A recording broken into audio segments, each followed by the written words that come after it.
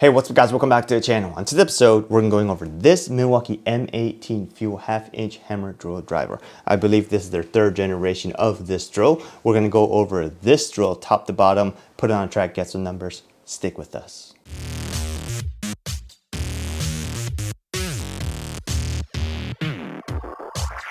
All right guys, so this right here is Milwaukee's current flagship top of the line model M18 Fuel half-inch brushless hammer drill driver. The model number on this one is 2804. It's 2804-20. You can also buy it as a kit, which will come with batteries and a charger for 2804-22. There's also other sectors, nectars, and names stuff you can buy in other combination kits or whatnot. The important thing is the model number is 2804. Okay, so like I said, this I believe is their third generation of their top of the line hammer drill driver. It's shorter, it's more powerful, it's lighter, it's more compact, all kinds of fun stuff. It makes some wild claims, okay? So we've had it for maybe closer to when it first came out. We've had a good chance to use it. It's not necessarily our go-to ones. We actually don't use drills too much. We use, in effect, use more impacts in a way. Anyways, the point is that it has a lot of marketing hype around it, and it actually performs really well. There's nothing really wrong with it. We actually really like using it. But before we get too far into it, let's go take a look at the marketing hype. So this right here is M18 Fuel half-inch hammer drill driver. It is the industry's most powerful drill by delivering up to 60% more power, up to 1.5 inches shorter, and up to 2 times faster speed under heavy load. The POWERSTATE Brushless Motor delivers up to a whopping 1,200 inch-pounds of torque and 2,000 RPMs. It actually doesn't say whopping in the marketing hype. I just threw that in there, okay? It's at 6 and 6.9 inches in length. It is the most compact drill in its class, aka the heavy duty, like big old flagship class. And it also is equipped with the REDLINK Plus to ensure maximum performance and protects the tool from overload, over discharge, and heating. All metal chuck is the best in class, providing increased bit grip strength and corrosion resistance. It comes with a belt clip, and if you, depending on what kind of case and stuff, what kind of configuration you buy it in, it'll also come in certain types of cases and stuff like that. You can also buy it in like some kind of pack out configuration case, and also just come in like a box. You can just buy tool only and all kinds of fun stuff, right? So anyways, the point is that it has an LED light, and the RPM is on low 0 to 5,500 and on high 0 to 2,000. The tool only weight weighs in at a light of 3.2 pounds, and the number of clutch settings has about 14, and the BPM, which is the hammer drill hammer action, is about 32,000 BPM. All right, so this right here is obviously the handle part of the drill, and this comes with the drill whether you buy it as a tool only or a kit. And the way you use it is you really just turn it to open it up, right? And then you slide it on, and then you literally tighten it down or screw it down, and then the handle will pretty much tighten up, and you have a solid handle on here, okay? And you tighten it down, and it's pretty sturdy, right? It can either, you can put it on this side, you can flip it around, put it on the left side, no problem. It doesn't go way out like, you know, the Makita XPH07 one does. It is compact enough. And if you are going to be doing any heavy duty drilling, or heavy drilling in a way, I'll definitely encourage you to use the handle, mainly because safety reasons, and you kind of get more leverage by having 2 points of contact with the drill and trying to control it versus just one on the handle, okay? So it is a nice handle because it does wrap around most of the drill, right? And it is a metal handle, whereas like for instance on the rigid Gen 5X stuff or whatnot, it'll just only clip on to the top here, and in many cases I've actually seen it just like rip off, right? So this one is actually nice. Haven't had any issues with this. We have dropped it once, so it's a little bit bent, which is why it takes a little bit of turning, stressful turning, you kind of hear it, but just don't drop it and you'll be fine, okay? All right, so moving on. Here is the left side of the drill. Not too many things going on here. If you are used to using Milwaukee drills or Milwaukee tools, it's going to be pretty standard, right? Nothing really sticks out. All this black stuff here is over molding stuff, rubberized, no problems. If, like I said, if you're used to holding the feel of Milwaukee tool, this is not going to be any different, right? On here, there will be a forward and reverse switch, as it is on almost all drills these days.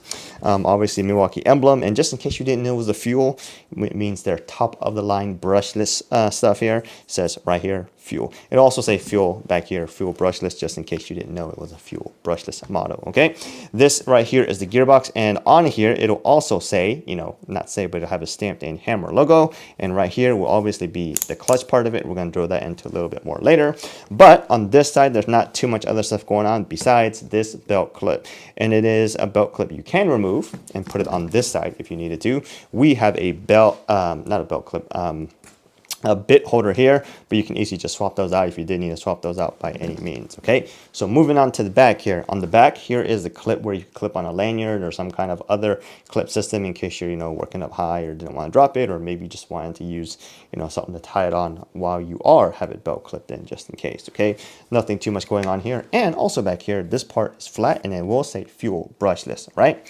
Nothing too interesting going on there. So now moving around to this side here, here is the same rubberized grip, nothing too interesting. Same engagement switch here, obviously the UL logo and all the, you know, important advertising warnings and stuff that they got to tell you pretty much on there. And on here, not too much other stuff here. Same hammer drill icon that is on the other side. So right here where you can see the two notches that are cut out, it's actually cut out on both sides, right? So that's where this hammer or this handle actually engages on here by this, right? So that's what's really going on with that, right? So moving on to the front, here is the LED light. Okay, so this LED light is on the bottom. Some LED lights will actually be right here, but this one is on the bottom, and it is fairly bright, and it will stay on for some number of seconds after you engage or let go of the trigger, I mean, right? So nothing too much there. Variable speed trigger, we're going to drill into that right now, right? So here is the variable speed trigger, and it actually works pretty well, right? So right now, let me show you on drill mode, right? That's gear 1. Move it over to gear 2. Now let's actually try varying that, as it's intended in the name, a variable speed.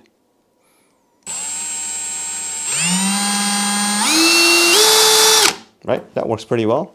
Now let's vary the speed on 1. Right?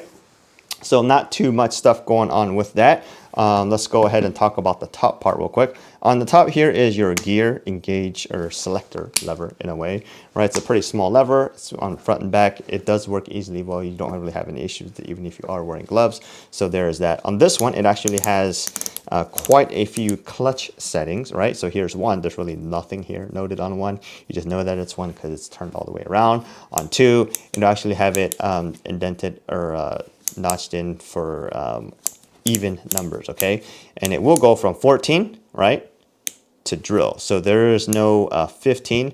It'll go 13, 12, 13, 14, nothing, drill, and then hammer drill, right? So on the previous model, they had a separate selector ring or collar to select between modes. On this one, they actually opted to just go with 1 ring. You know, 1 ring to rule them all. Ha ha ha, just kidding, okay? So also with that being said, this one does use a electronic clutch or a digital clutch, depending on how you want to look at it. And we're going to talk about that in just a second. But before we talk about that, let's go ahead and talk about this chuck. So this is a really nice chuck. Haven't had any issues with this chuck. It's all metal. It's got really nice knurling, and it's also got a red ring around it, just in case, you know, you weren't sure that this was a Milwaukee chuck by any means, right? So it's got a red ring to say, hey, I'm on the Milwaukee tool. Anyways, just kidding. It actually holds on really well. There's really no problems with it. I'm just like giving it a hard time. But the red this is a nice touch, right? Was it really necessary? No, but you know, it's nice. What can we say? So now let's go talk about the important stuff here. So the important stuff is, you know, using it, right? That's probably the most important part of the drill. Like, how does it really work, right? So the interesting note to talk about on here is that this drill, like I said, uses an electronic or a digital clutch by some means. And because it is also a variable speed trigger and it is a advanced tool, this is one of the tools that will vary the speed based on your clutch setting, right? So what do I mean by that? Okay, here we go. This is on gear mode 1. Let's take this all the way to drill, right? And watch this trigger here real quick.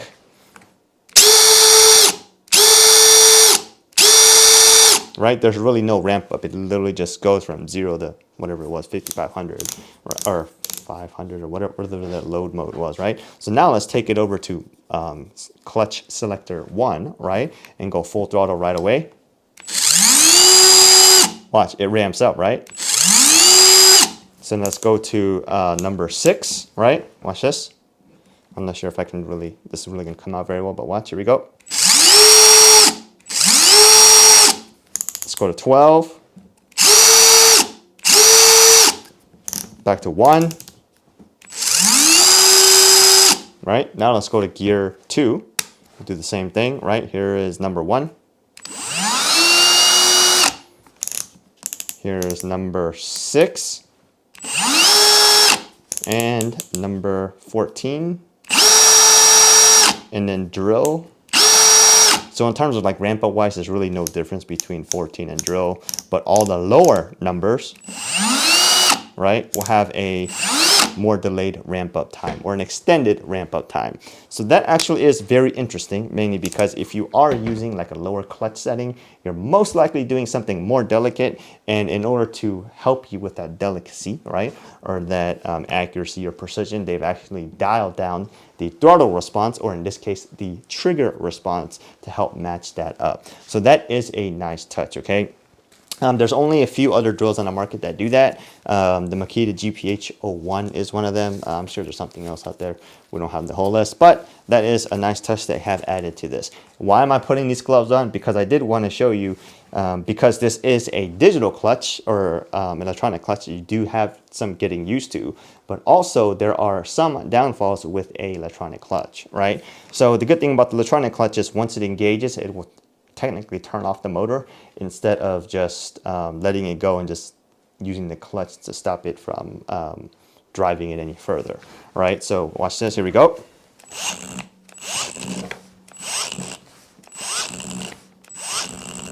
Right, here we go. And it does this weird thing, right? So if you look at it, listen to it really closely, right? It kind of feels like it's trying to stall for about like a split second, and then it will stall. But the thing I was trying to demonstrate to you, in case you didn't notice, was there's actually a higher level threshold that has to be reached before the clutch can really be engaged. And because it's a digital item, it actually takes like, there's a little bit delay in terms of getting that measurement back to the computer chip and actually analyzing and say, okay, well, we hit the threshold, cut it off, right? Whereas on a manual clutch, it'll literally just hold it there, and you can actually get a lot more sensitivity out of that, mainly because it'll cut off at a lower threshold, right? So watch this again. Right? So that's also something to know. So if you are going to be working with a lot of sensitive stuff, right? The electronic clutch or whatnot may not be a good thing for you. I don't know. It depends if you do use a clutch, right? I technically almost never. There's some really rare cases where we will be using the clutch all the time, right? But almost never are we really relying on the clutch. Most people I know, myself included, mainly rely on variable speed trigger to help drive some precision stuff, okay? So that's what you really get with this tool.